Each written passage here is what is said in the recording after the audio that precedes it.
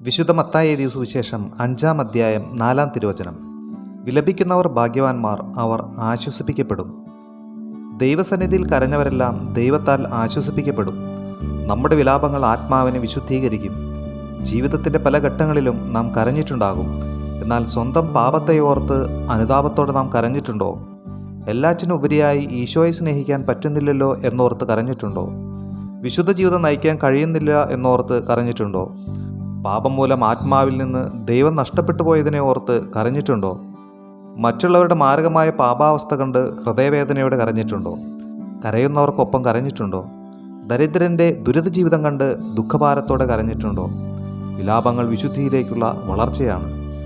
മനുഷ്യരുടെ പാപം കണ്ട് ഹൃദയം തകർന്ന് വിലപിക്കുന്നവർക്ക്, സ്വന്തം പാപത്തെ ഓർത്ത് അനുതപിച്ച് വിലപിക്കുന്നവർക്ക്, നഷ്ടപ്പെട്ടു പോകുന്ന ആത്മാക്കളെ ഓർത്ത് വിലപിക്കുന്നവർ, ഈശോയുടെ രക്ഷാകരമായ ബലി പാഴാക്കി കളയുന്നവരെ ഓർത്ത് വിലപിക്കുന്നവർ, സഭയെ ഓർത്ത് വിലപിക്കുന്നവർ, ഇവരൊക്കെ ദൈവത്താൽ ആശ്വസിപ്പിക്കപ്പെടും. ലൗകിക ദുഃഖങ്ങളെ ഓർത്ത് കരയുമ്പോൾ തന്നെ സ്വാഭാവികമായി ലഭിക്കുന്ന ആശ്വാസമുണ്ട്. അങ്ങനെയെങ്കിൽ ആത്മീയ ദുഃഖങ്ങളെ ഓർത്ത് കരയുമ്പോൾ ദൈവത്താൽ ആശ്വസിപ്പിക്കപ്പെടുക എത്ര ഭാഗ്യമാണ്! ആത്മീയ കാര്യങ്ങൾക്ക് വേണ്ടിയുള്ള ദുഃഖവും കരച്ചിലുമാണ് ശ്രേഷ്ഠം. ലൗകിക വിലാപം ലൗകിക കാര്യങ്ങൾ കിട്ടിയാൽ തീരും. എന്നാൽ ആത്മീയ വിലാപം മരണം വരെ, സ്വർഗത്തിലെത്തുവോളം വരെയാണ്. എല്ലാറ്റിനും ഉപരിയായി ദൈവത്തെ സ്നേഹിക്കാൻ പറ്റുന്നില്ലല്ലോ എന്നോർത്തുള്ള ആത്മാവിൻ്റെ കരച്ചിലാണ് ഏറ്റവും ശ്രേഷ്ഠമായത്. ആ കരച്ചിൽ അവസാന ശ്വാസം വരെയാണ്. ദൈവം തരാത്തതിനെ ഓർത്തല്ല, ദൈവം തന്നതിനെ ഓർത്ത് നന്ദിയോടെ കരയാൻ കഴിയണം. ലൗകിക ദുഃഖങ്ങൾ, വിലാപങ്ങൾ ചിലപ്പോൾ നിരാശയിലേക്ക് നയിച്ചേക്കാം. എന്നാൽ ആത്മീയ വിലാപങ്ങൾ വിശുദ്ധിയിലേക്കും ദൈവീകതയിലേക്കും ആഴപ്പെടുത്തും.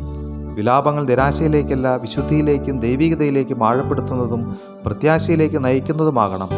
യൂദാസ് ഈശോയെ ഒറ്റിക്കൊടുത്തതോർത്ത് വിലപിച്ചെങ്കിലും പ്രത്യാശയിലേക്കല്ല, ആത്മഹത്യയിലേക്കാണ് നയിക്കപ്പെട്ടത്. വിലാപങ്ങൾ വിശുദ്ധിയിലേക്കുള്ള വിളിയാകണം. പത്രോസ് തള്ളിപ്പറഞ്ഞതിനെ ഓർത്ത് വിലപിച്ച് വിശുദ്ധിയിലേക്ക് ഉയർന്നു. മരുഭൂമിയിൽ വിലപിക്കുന്നവർക്ക് കാനാൻ ദേശത്തിൻ്റെ ആശ്വാസമുണ്ടാകും. ദുഃഖവെള്ളി അനുഭവിച്ച് വിലപിക്കുന്നവർക്ക് ഉത്ഥാനത്തിൻ്റെ ആശ്വാസമുണ്ടാകും.